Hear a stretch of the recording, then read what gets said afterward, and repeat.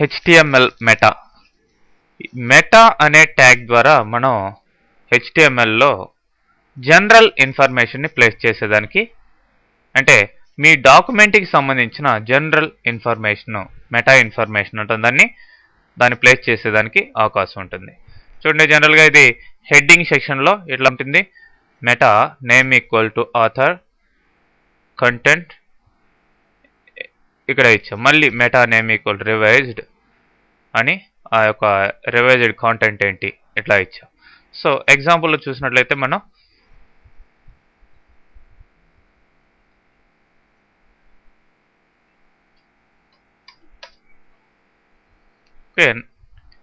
పేజ్లో ఏమీ ఇన్ఫర్మేషన్ లేదు, బట్ వచ్చేసి దీని యొక్క ఈ డాక్యుమెంట్కి సంబంధించిన ఆ యొక్క మెటా ఇన్ఫర్మేషన్ ఆల్బిలిటీలో ఇక్కడ మీకు కనిపిస్తూ ఉంటుంది.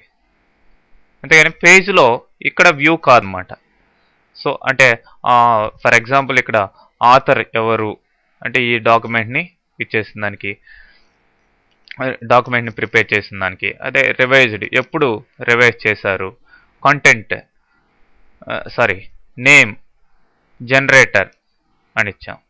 సో దేని ద్వారా జనరేట్ చేయబడింది ఇది? For example Microsoft front page 4.0 లేదంటే HTML 4.0 ఇట్లా జనరల్ ఇన్ఫర్మేషన్ను ప్లేస్ చేసుకునేదానికి ఈ మెటా అనే ట్యాగ్ని యూజ్ చేస్తాం. అలానే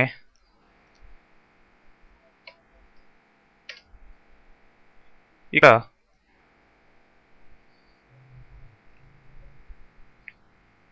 చూడండి, మెటా అనే ట్యాగ్ ద్వారా రీడైరెక్ట్ చేసాం.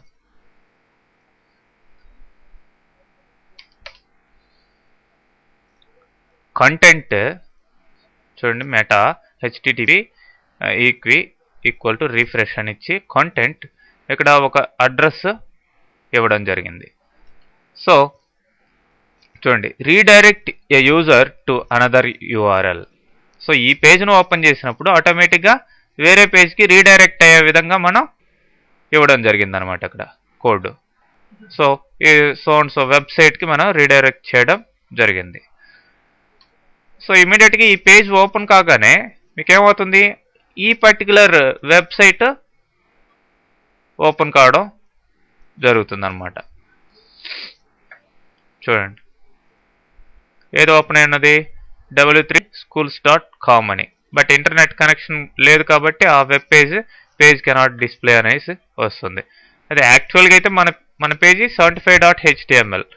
సో రీడైరెక్షన్ ఇచ్చాం, ఆటోమేటిక్గా మీరు ఏమి క్లిక్ చేయకుండానే ఆ సో వెబ్సైట్కి రీడైరెక్ట్ కావడం జరిగింది. Okay, next HTML scripts.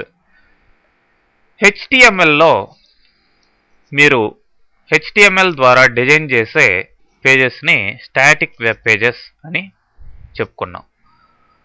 అంటే వీటికి డైనమిక్నెస్ ఉండదు. డైనమిక్గా అంటే రన్ టైంలో అంటే వన్స్ పేజ్ డిస్ప్లే అయిన తర్వాత వీటిలో మార్పులు చేర్పులు చేయాలంటే కుదరదు అనమాట.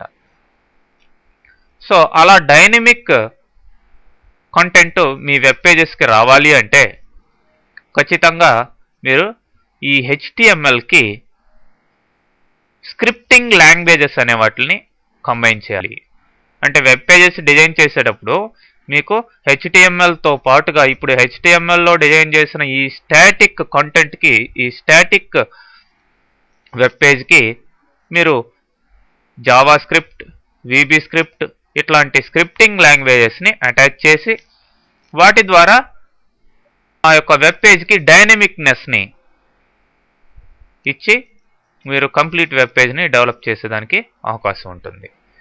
మరి డైనమిక్ లాంగ్వేజ్ అనగానే లాంగ్వేజ్ ఫీచర్స్ కంప్లీట్గా ఉంటాయి. For example VB script, Java స్క్రిప్ట్లో తీసుకుంటే వేరియబుల్స్ ఎలా డిక్లేర్ చేయాలి, కండిషన్స్ ఎలా తీసుకోవాలి, అంటే ఇఫ్, ఫర్, వైల్ ఇట్లాంటి కంట్రోల్ స్టేట్మెంట్స్ ఎలా రాయాలి, రకరకాల ఫంక్షన్స్ ఇట్లా చాలా ఉంటాయి అన్నమాట. లాంగ్వేజ్ ఫీచర్స్ కంప్లీట్గా ఉంటాయి VB స్క్రిప్ట్లో.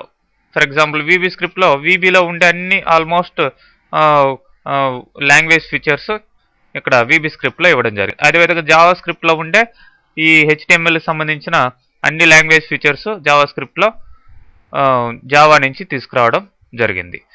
మరి వీటిని అప్లై చేసి మన వెబ్ పేజెస్ని ఇంకా డైనమిక్నెస్ ఇచ్చి మనకు కావాల్సిన విధంగా మన వెబ్ పేజెస్ని ప్రిపేర్ చేసుకునే అవకాశం ఉంటుంది.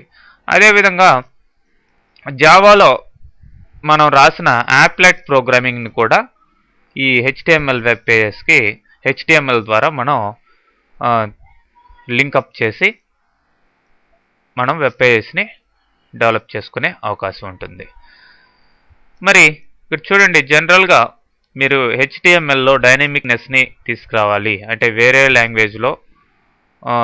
లాంగ్వేజ్ని దీనికి కంబైన్ చేసి HTMLకి ప్రోగ్రామింగ్ రాయాలి అంటే ఇట్లా స్క్రిప్ట్ అనే ట్యాగ్ ద్వారా కుదురుతుంది. చూడండి, ఇక్కడ script type txt bar JavaScript అంటే ఈ స్క్రిప్ట్ అని స్టార్ట్ చేసి ఎండ్ చేశాను. చూడండి, ఈ మధ్యలో మీరు జావాస్క్రిప్ట్ కోడింగ్ అంతా కూడా రాసుకోవచ్చు. మామూలుగా HTML ట్యాగ్స్ యూజ్ చేయొచ్చు. ప్లస్ ఈ స్క్రిప్ట్ ట్యాగ్ లోపల మీరు ఈ ఫర్ ఎగ్జాంపుల్ ఇక్కడ డాక్యుమెంట్ డాట్ రైట్ అని హలో అన్నాం. ఈ డాక్యుమెంట్ అనేది జావాస్క్రిప్ట్లో ఉన్న ఒక ఆబ్జెక్ట్, రైట్ అనేది దాంట్లో ఉన్న ఒక మెథడ్ అన్నమాట. సో ఇవి HTMLలో లేవు. ఇట్లాంటివి చాలా ఉంటాయి. అంటే మీరు కంపల్సరీగా నెక్స్ట్ కంప్లీట్ వెబ్ పేజెస్ అంతా డెవలప్ చేయాలంటే జావాస్క్రిప్ట్ కానీ VB స్క్రిప్ట్ కానీ లేదంటే లేటెస్ట్ అదర్ స్క్రిప్టింగ్ లాంగ్వేజెస్ మీరు ఈ C# డాట్ నెట్ టెక్నాలజీస్ అంతా కూడా యూజ్ చేసుకునే అవకాశం ఉంటుంది స్క్రిప్టింగ్లో. మరి వీటిలంతా యూజ్ చేసుకొని కంప్లీట్ వెబ్ పేజెస్ని డెవలప్ చేసుకునే అవకాశం ఉంటుంది. మరి ఇప్పుడు చూడండి, ఫర్ ఎగ్జాంపుల్